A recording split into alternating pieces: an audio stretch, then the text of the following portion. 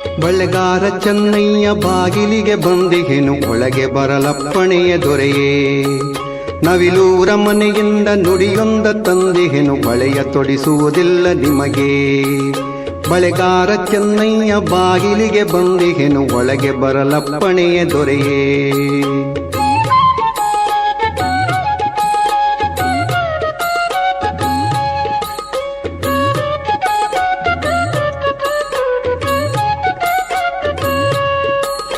ಉಡಿದ ಮಲ್ಲಿಗೆ ಅರಳು ಬಾಡಿಲ್ಲ ರಾಯರೇ ತೌರಿನಲ್ಲಿ ತಾಯಿ ನಗುತಿಹರು